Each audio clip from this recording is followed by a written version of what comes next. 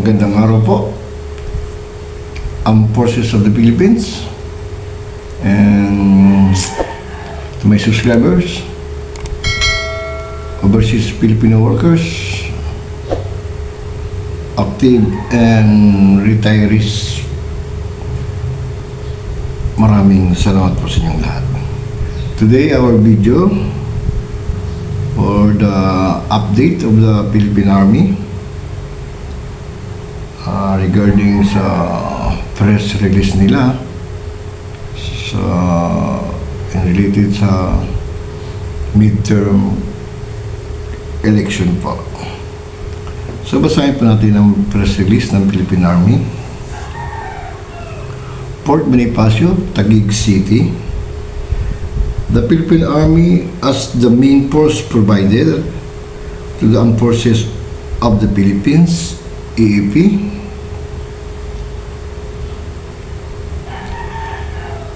to support the Philippine National Police, PNP, and the Commission on Election, COMELEC. On election COMELEC deployed 16,489 personnel in 661 AAP, PNP, COMELEC checkpoints,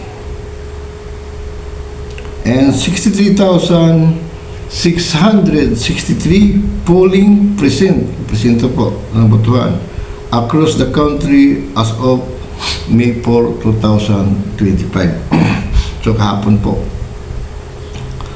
A total of 6,712 Army officers, enlisted personnel, and CAA, ibig sabihin ito Citizen Active Auxiliary members, ito yung CAPGO, and reservists are deployed to assist in election checkpoints, while 9,777 Army personnel are deployed to secure polling centers nationwide.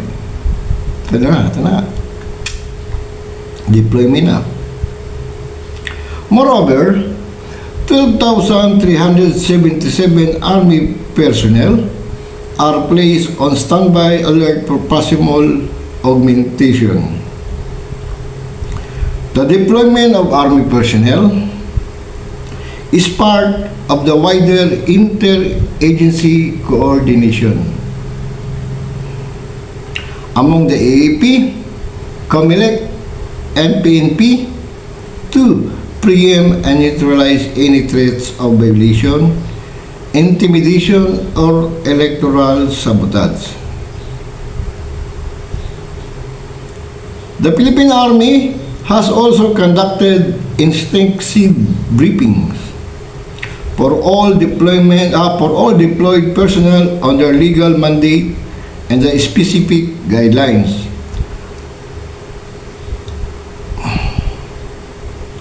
Outlined in the approved Philippine Army Guidelines, PAG, based on the Omnibus Election Code of the Philippines for the coming election of May 12. So, pitsa 12 na pong eleksyon sa midterm. Our troops have undergone rigorous orientation on the rules during this critical democratic exercise. Army Chief Lieutenant General Roy M. Galido remarked, "The Philippine Army is steadfastly committed to ensuring free, honest, and orderly election," he added. The Philippine Army, in close coordination with various government agencies, plays an indispensable role in safeguarding our democratic institution, especially in red areas. So, kahapon po, nag-deploy ng Philippine Army, nandiyan na po, kita niyo sa mga picture dyan, nakapost, ay sa Luzon, Visayas, sa Mindanao. Kung ilang mga presinto po yan sa buong Pilipinas nationwide, para ma-ensure po at tumutupad ng tungkulin regarding sa Omnibus Code of Election na kailangan magkaroon ng safeguarding sa mga election returns or balota din sa magkaroon ng mga tiwasay, maayos o pre-election. Yan po yung naranasan ko rin po, hindi po basta-basta mag-secure ng mga balota lalo sa mga far-flung areas. Opo, mahirap po talaga ang trabaho ng sundalo kasi po ang Philippine Army magpupuyat po yan kasi wala pang election po. Ginagawa niya, nandun na po yan, nakadeploy na yan. Nagkakaroon na sila ng prophylactic patrol o para masecure muna yung labas, yung outer, bago sila papasok sa malapit sa outer, sa pinaka-presen na eskwelahan. So hindi po yan pwedeng lumapit mismo sa polling center kasi may guidelines po yan na sinusunod po. Doon ka lang po sa perimeter. Pero pag ano na, medyo palapit na matapos, palapit ka na rin ng palapit para masecure na, makordon na ang area. Mahirap po yan sa mga paraplang areas, lalo sa mga isla-isla. Kasi ano pa yung mga pambot. Mahirap po ang trabaho ng Philippine Army. Ang Philippine Army po, ang kasundaluhan natin, o ang Forces of the Philippines, non-partisan po yan. Wala po pinapaboran yan. Kung anong order sa kanila, ilang protektahan, magkaroon ng pre-election dyan sa area, may mga briefing po yan sa mga personnel bago po yan i-deploy. Mayroon po silang mga guidelines or orientation kung anong role nila sa election. Ganyan po yan. Kasi during my inactive duty pa po ako, na-assign din po ko as a team leader. So yung nabigay sa akin na area ay napakalayo. So lungsod po yun, municipality. So doon sa pinakamalapit na sa boundary ng municipality, so napakalayo na talaga. Ngayon, isang team ang dala ko, bantayan ko lang isang eskwelahan. So kung ilang mga botante yun, parang mga presinto niya ay apat lang. Apat na room lang.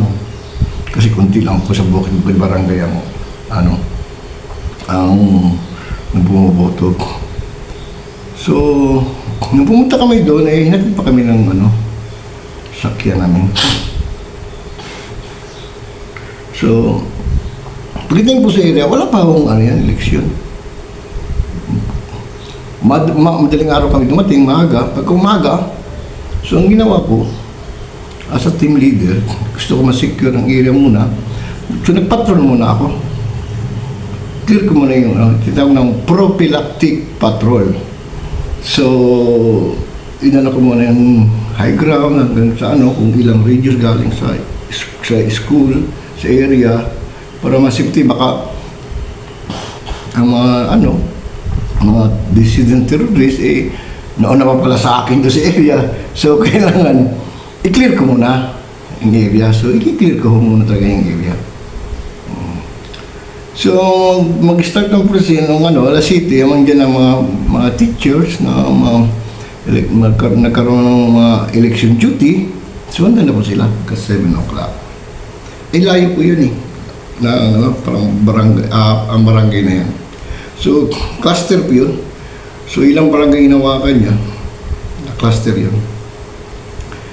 Ngayon, pagka so breakfast doon, may kain na kami, breakfast. Then, lumapit sa kanyang, kung sinong in-charge daw sa kanilang security. Sabi ko, ako po, team leader nila. So, gano'n, nagkaroon kami ng discussion konti. Mga suggestion, sige, wala po problema. Basta kami, protektahan po kayo.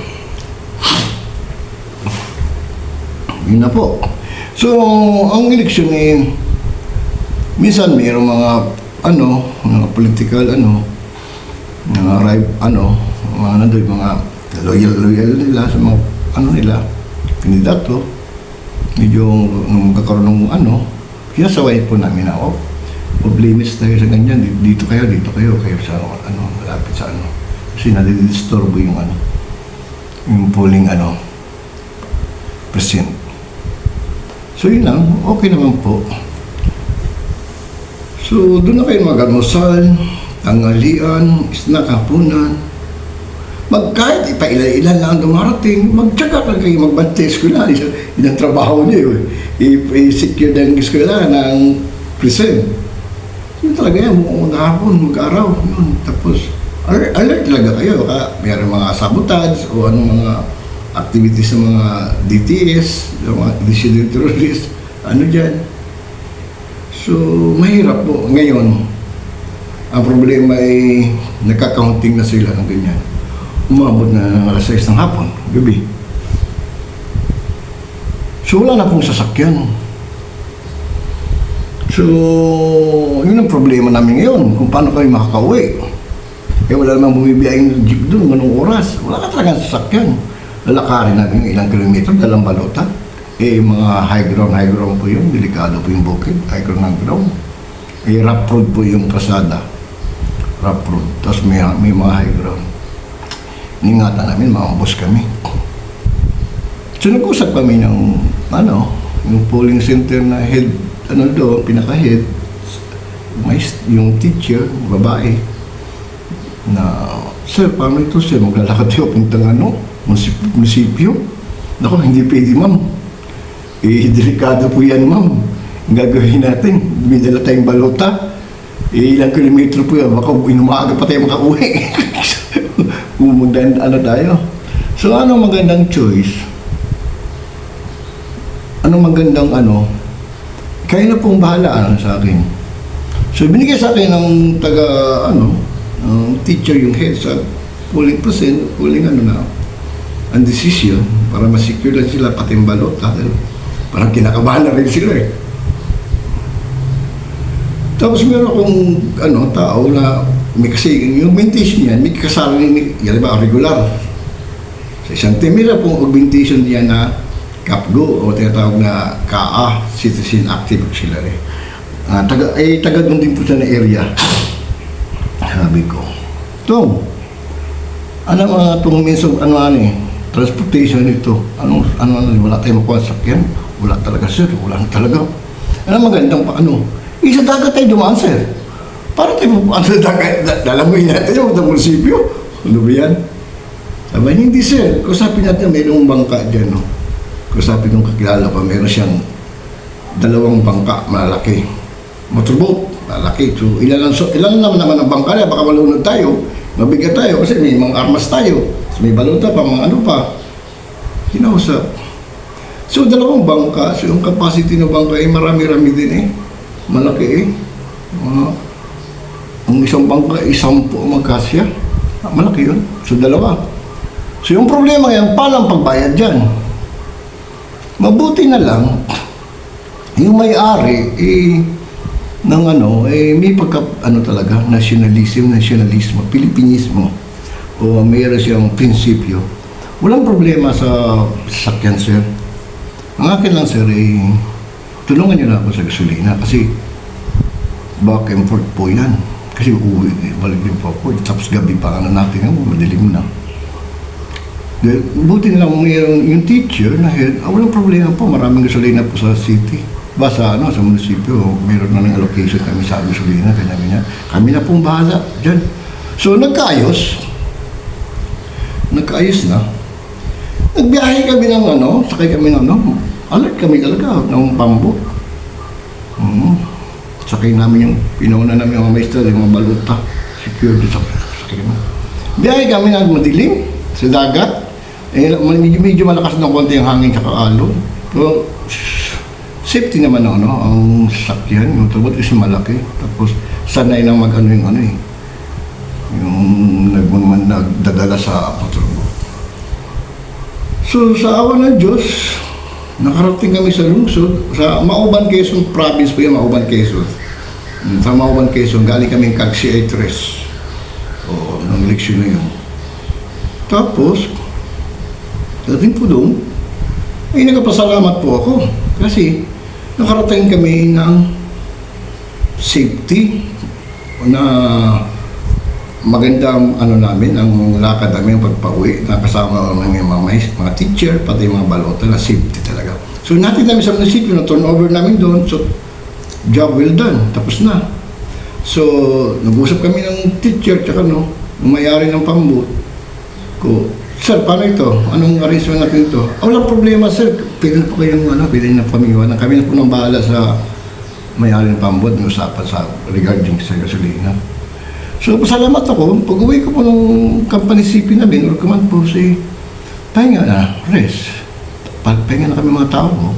Kasi mission accomplished na po kami, safety na. Yung binigay sa amin na task ay nagampanan namin ng maayos at anong mga problema doon na na-encounter namin ay naisubigyan namin ng solusyon. Yan po ang number one na kailangan mag-team leader ka sa isang area na malayo, parang area, kailangan positive ka lagi kung anong mga ma-encounter nyo dyan ng mga problema, lalo na sa related sa election.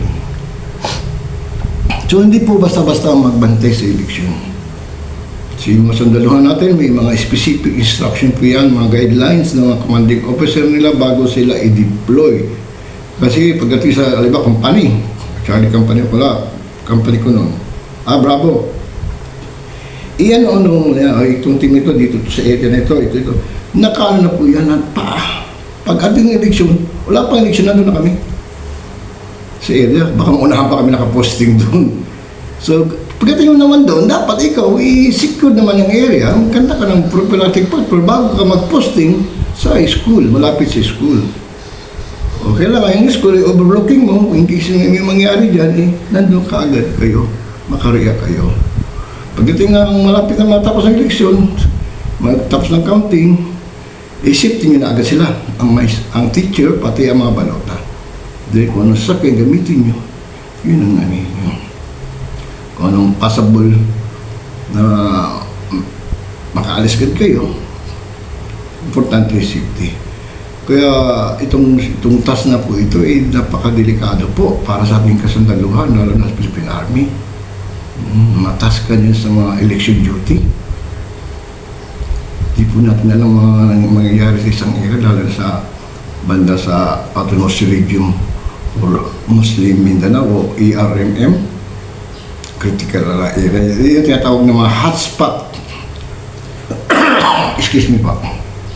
Yan mo tinatawag po ng mga hotspot area. Kasi yung mga hotspot area, minamarkingan na yan. Then, nagbibigay sa iyo ng tamang deployment. Kasi mahirap talaga magbantay sa election duty. Sa election duty, yung mga Philippine Army personnel po natin, napakahirap po yan. Akala niyo po basta-basta po lang trabaho na yan. Well planning po yan. Pagdating sa mga batalyon, papunta sa kumpanya, sa line company, pinaplano ng commanding officer yan. Kung paano mga deployment, paano mga action gagawin, kung in case maka-encounter, maraming klase ang election duty din. After that pa, meron kaming election duty na, tapos ng election duty meron na kaming task na bago. Kasi yung doon sa Mauban, Quezon, yung isang politiko hindi talaga pumayag na matatalo siya. So, yung mga supporter niya ay ginugulo yung munisipyo. So, yung mga empleyado hindi na makapasok, hindi na magulo na talaga. Hindi naman makaya ng police, ilan lang police personnel na na-assign dyan, tapos taga dyan pa. So, parang hindi paniniwalaan. So bigyan na kami ng task na naman ng COMELEC na i-secure ang city, ang governor o walang i-secure ang munisipyo. So doon na naman kami sa munisipyo. Inabot kami ng siguro ilang linggo yun sa loob ng munisipyo. Ang trabaho namin din tayo-tayo, kain, bantay. Tapos yung mga nagrarally, parang inaano talaga yung gate ng munisipyo. Simple mo lang pag-usapan yan. Hindi kami naka-duty. pwede kayo magsigaw-sigaw dyan sa labas kung anong gawin nyo dyan. Bahala kayo kung anong gawin nyo yan. Kung i-exercise yung karapatan nyo, sige, freedom, lahat ng freedom dyan kayo sa labas. Pero, meron tayong line. Meron tayong red line. Once na lumagpas kayo sa gitna ito, sa koral na ito, tumalon kayo, anong ginawa nyo, inano nyo, ay foul na kayo. Diyan na tayo kakasubukan. Medyo na psychological natin, psychological operation na apply natin, ano yung mga supporters nag-behave. Pero nung pulisan ng bantay doon, hindi sila nag-behave.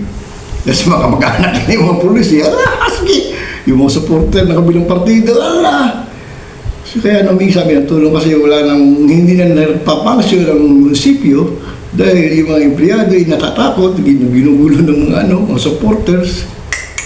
Yun ay additional task na naman po yun. Pero at least, nagampanan namin ang duty namin as a protector of the people and protector of the sovereignty of our country. So, ang Force of the Philippines or Philippine Army, non-partisan po yan. Wala po kami kinakampihan, wala silang kinakampihan. Ang inano natin, ang Constitution, ang bansa, ang watawat. Dahil lahat sila, kabila-kabila may mga karapatan po yan.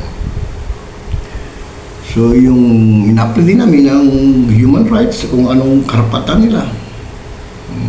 Pero, meron tayong red line, sabi ko sige, talong ka dyan, gibayin mo yan.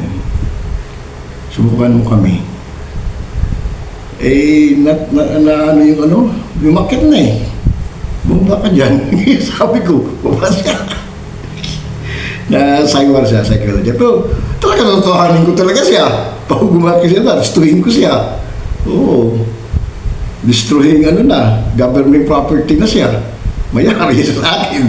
I-turn over ko siya, pahila ko silang kaso. Dahil siya. Yun nga, yung mga empleyado, hindi na nakapasok.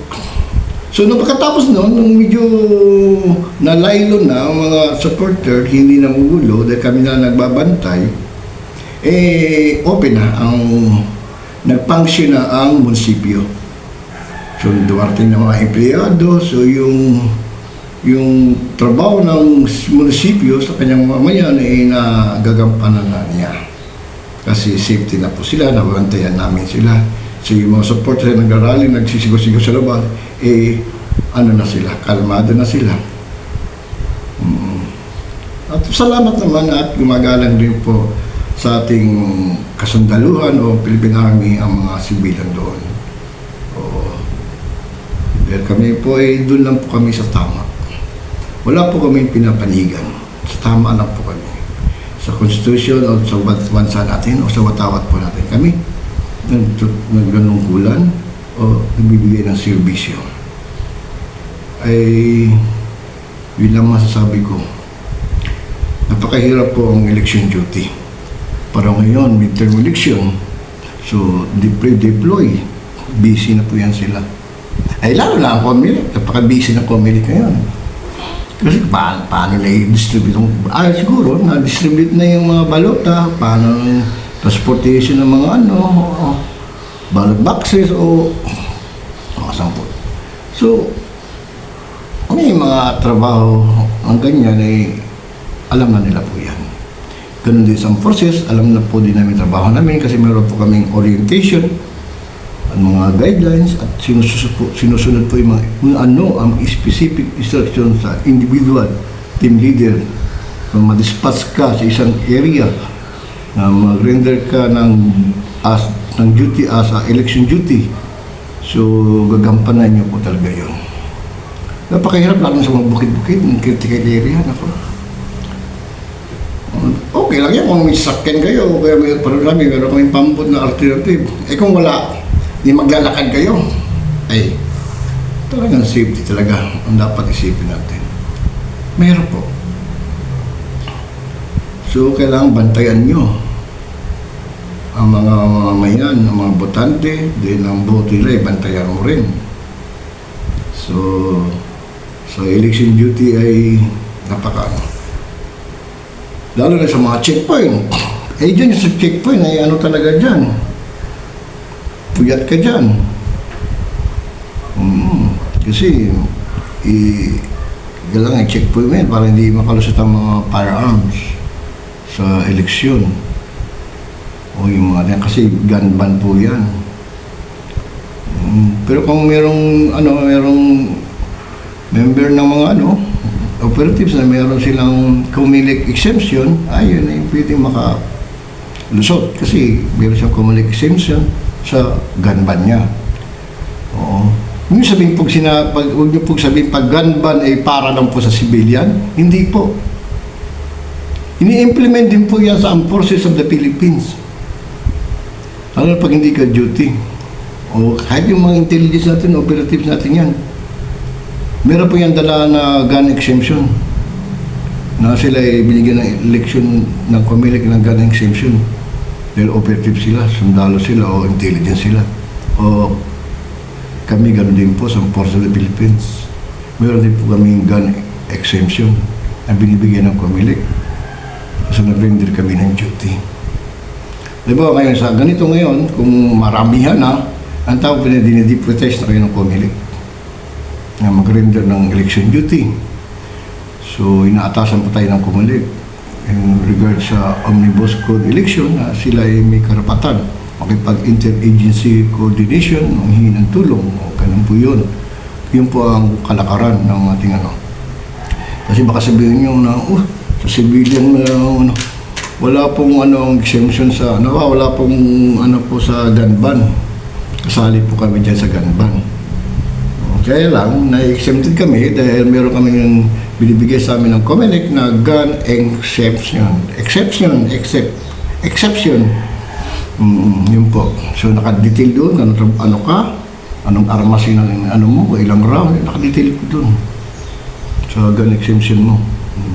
Kala nyo na kayo lang mga civilian, hindi po. Kasali po ang mga men in uniform, personnel. Halimbawa ng Philippine Army, ang Force of the Philippines, or kahit PNP. Pag hindi siya on duty, hindi siya meron din po yan. Lahat po yan ay merong So, ako po ay nagpapasalamat din sa mga serbisyo ng mga teachers natin sa election duty nila. Mahirap din po ang trabaho ng mga teachers natin na ma-duty sila sa eleksyon. Hindi po basta-basta ma-duty. Kasali pong puyat dyan. Oo. At papasalamat din po ako sa ating mga kapulisan o sa ating mga kapgo na nag-a-assist din, tumutulong sa ating Philippine Army. Kahit po i-allowance lang po ang kanilang tinatanggap, pero ang kanilang duty pag-servisyo ay full. At maraming salamat po sa inyo. At maraming salamat din po sa ating Commanding General na si Lieutenant General Roy Galido. Maraming salamat po sa guidance mo sa ating kasandaluhan pag render ng duty sa eleksyon. At maraming salamat din po sa ating Chief of Staff, General Browner, sir, at sa ating Presidente. At sa ating Secretary of National Defense, maraming salamat din po. Si Secretary National Defense at Didoro Gibo, maraming salamat. At sa ating subscriber, maraming salamat po. Sana bumoto po kayo. Lahat po tayo bumoto. So, yung right po natin ay isang beses natin yung bigyan ng ngayon lang ang pagkakataon natin bigyan ng karapatan na i-exercise natin ang rights natin kung anong freedom natin, right of suffrage o freedom sa pagpili sa ganitong election, yun yung right of suffrage. Sana po yung ma-exercise natin, bumoto po tayo. So sa ating overseas Filipino workers, ganoon din po sa inyo dyan, medyo bumoto rin po kayo. Baka nyo na di-up ninyo, bigyan kayo ng time, bigyan po ng panahon ang karapatan ninyo, ang right of suffrage to vote. So maraming salamat po sa inyong lahat Ako po ay magpapaalam. Yun lang po ang update ng Armed Forces of the Philippines. Good day and good luck. Thank you. Maraming buhay. Mabuhay po ang bansang Pilipinas. Bye-bye. Thank you very much.